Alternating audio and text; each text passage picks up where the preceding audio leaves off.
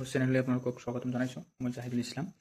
মই আজি আলোচনা কৰিম আগন্তুক আহিবলগীয়া আমাৰ যি GT/PGT টেট কাম ৰিক্ৰুটমেণ্ট এক্সাম, সেই এক্সামটো আমি যদি ভাবিছোঁ যে আমি সেইটো এক্সামত আমি অৱতীৰ্ণ হ'ম, তেতিয়াহ'লে আমি কি চিলেবাছ ফ'ল' কৰিব লাগিব, আমি কি পঢ়িব লাগিব আৰু কি পঢ়িব নালাগে, সেই বস্তুবোৰ আমি যদি কনফিউশ্যনত আছোঁ, তেতিয়াহ'লে আমি আজি বুজি ল'ম যে চিলেবাছ আমি কি ফ'ল' কৰিব লাগিব, অৰ্থাৎ কি পঢ়িব লাগিব।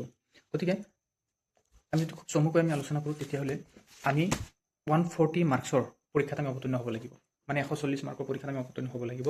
তাৰ ভিতৰত আমাৰ কেইটামান 4-5টামান কি আছে টপিক আছে, সেই টপিকৰ ফালৰ পৰা আমাৰ পৰীক্ষাত কুৱেশ্যন আহিব। যেনেকুৱা যদি চোৱা হয় যে পেডাগজি আমাৰ থাকিব, জেনেৰেল ইংলিছ থাকিব, মেথমেটিক্স থাকিব, আছাম এণ্ড ইটছ পিপল থাকিব, GK এণ্ড কাৰেণ্ট এফেয়াৰ্ছ থাকিব।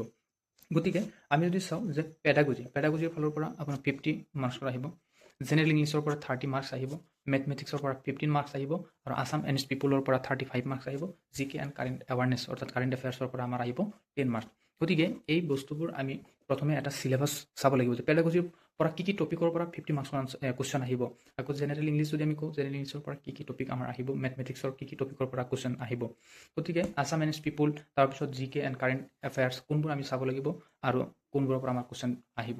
গতিকে সেই ফালৰ পৰা যদি আমি খুব থুলমূলভাৱে আজি আলোচনা কৰোঁ, তেতিয়াহ'লে আমি যদি চাওঁ যে পেডাগজি আমি কি কৰিব লাগিব। পেডাগজিত আপোনালোকৰ 3টা ভাগ থাকিব, যেনেকুৱা teaching, learning process and pedagogy. এইটো এটা ভাগ, এইটো আমাৰ কি আছে চাব টপিক আছে। আকৌ এটা আছে এডুকেশ্যনেল চাইক'লজি, এইটো এটা ভাগ, এইটোৰো চাব টপিক আছে। গতিকে তাৰপিছত আছে চাইক'লজি অফ এডলচেঞ্চ, এইটোৰ এটা চাব টপিক আছে। এই আমি প্ৰত্যেকটো চাব টপিক আমি লিখি ল'ব লাগিব আৰু একোটাকৈ আমি কনচেপ্টবোৰ ক্লিয়াৰ কৰিব লাগিব। তাৰপিছত যদি আপোনালোকে চাই জেনেৰেল ইংলিছত আমি কি চাব লাগিব, আমি গ্ৰামাৰ ছেকশ্যন চব চাব লাগিব। তাৰপিছত আমাৰ যি আনচিন পেজেছ আছে, সেই পেজেছবোৰ চাব লাগিব, এণ্টনিম চিননিম চাব লাগিব ইত্যাদি। তাৰপিছত আপোনালোকৰ যি মেথমেটিক্সৰ পৰা কি আহিব, মেথমেটিক্সৰ পৰা এলজাব্ৰাৰ পৰা আহিব, জিমেট্ৰিৰ পৰা আহিব, তাৰপিছত ত্ৰিকোণমিতিৰ পৰা আহিব, ৰেচিঅ' প্ৰপৰ্চনৰ পৰা আহিব, প্ৰফিট এণ্ড লছৰ পৰা আহিব, ইণ্টাৰেষ্টৰ পৰা অৰ্থাৎ চিম্পল ইণ্টাৰেষ্ট, কম্পাউণ্ড ইণ্টাৰেষ্ট, এইবোৰৰ পৰা আহিব। আমি এইবোৰ চাব লাগিব। তাৰপিছত যদি কোৱা হয় যে আছাম এণ্ড পিপলৰ পৰা কি আহিব, আছাম এণ্ড পিপল অৰ্থাৎ অসমৰ বিষয়ে আমি পঢ়িব লাগিব। অৰ্থাৎ আছামৰ কি আছাম হিষ্ট্ৰী পঢ়িব লাগিব, আছাম জিঅ'গ্ৰাফী পঢ়িব লাগিব, Assam polity, Assam governance, Assam economy, তাৰপিছত Assam current affairs, Assam budget, Assam scheme ইত্যাদি আমি পঢ়িব লাগিব। তাৰপিছত পিপুলৰ বিষয়ে কি, আমাৰ যি ট্ৰাইব আছে, আমাৰ যি অসমৰ জনগোষ্ঠী আছে, সিহঁতৰ যি পৰম্পৰাগত সাজপাৰ, সিহঁতৰ যি উৎসৱ, আমি সকলো বস্তুবোৰ আমি চাব লাগিব। তাৰপিছত আহিল আমাৰ যি GK এণ্ড কাৰেণ্ট এফেয়াৰ্ছ। GKৰ ফালৰ পৰা আমাৰ GK এটা ভাষ্ট এৰিয়া এটা কভাৰ কৰিব। GK বুলিবলৈ আমাৰ ইণ্ডিয়ান GK, আমাৰ ৱৰ্ল্ড GK চব লাগিব। যেনেকুৱা Indian history, Indian polity, Indian geography, তাৰপিছত ইণ্ডিয়ান কনষ্টিটিউশ্যন, চব বস্তু আমাৰ GK আণ্ডাৰত পৰিব। আৰু world geography, world polity, world current affairs, এই বস্তুবোৰ আমাৰ সকলোবোৰ GKৰ আণ্ডাৰত পৰিব। গতিকে আমি এটা প্ৰথমে কি কৰিম, আমি চিলেবাছ এটা বনাই ল'ম, টপিক দিম, টপিকৰ এগেইনষ্টত চাব টপিক কি হ'ব পাৰে। তাৰপিছত লাষ্ট আপোনালোকৰ এটা কি থাকিব, ষ্টেটিক GK। আমাৰ কি আছে ষ্টেটিক GK, এইবোৰ কাৰ আণ্ডাৰত আহিব, GKৰ আণ্ডাৰত আছে। ষ্টেটিক GK বুলিবলৈ যিবোৰ আমাৰ কি কনচেপ্ট নহয়, আমি ডাইৰেক্ট চাব লাগিব। যেনেকুৱা আমি স্পৰ্টছৰ বিষয়ে চাব লাগিব, অলিম্পিকৰ বিষয়ে চাব লাগিব, IPLৰ বিষয়ে চাব লাগিব।